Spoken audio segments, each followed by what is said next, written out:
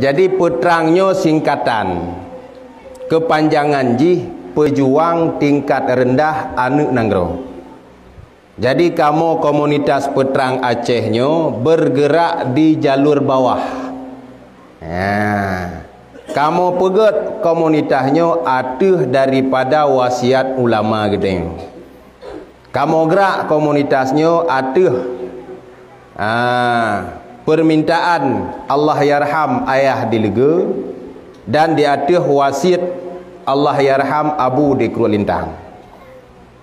Jadi kamu bekerja di bawah mengajak yang rendah-rendah. Munye kat tingkat atas nyo kana gure-gure gedenyo yang haya-haya. Kamu main di kalangan bawah. Kamu mengajak gure-gure muda untuk saling berbahu dan bahu untuk menyelamatkan generasi gedenyo ke depan.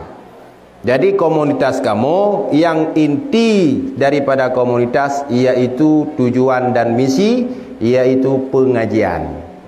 Nyo hana lain kamu. Kamu bergerak dalam sesi pengajian. Maka jih kamu daripada halaman barisan Ustaz Muda Peterang, nyo tiap malam na pengajian tapi ba'da isya. Yang diisi oleh gure-gure gedenyo. Malam Senin ngaulun tuan. Malam Selasa na Abina Fajri di Lembuk Pemping. Malam Rabu na Abi Harmaini di Kampung Besar.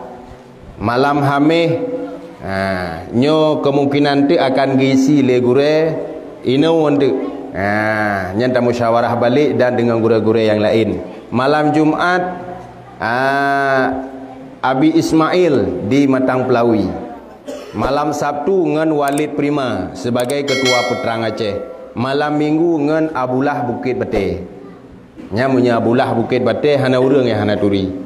Ketua BMU Aceh Timur. Nya urang yang ba kotak tapi malam leh belakir peng ke rumah urang gati dan kegaknya hana lain. Jadi kamu Peterang Aceh dengan BMU nyo mitra. Jadi hadirnya Peterang bukan untuk menyaingi daripada komunitas lain, tetapi hadirnya Peterang untuk bersanding jalan bersama-sama demi menyelamatkan generasi. BMU bergerak dalam bidang pegak rumah urang gatin, kamu bergerak dalam sisi pengajian. Menyahana tapakat urang untuk mentedekah, hanggetim urang mentedekah. Maka ji BMU butuh, Peterang juga butuh. Alhamdulillah.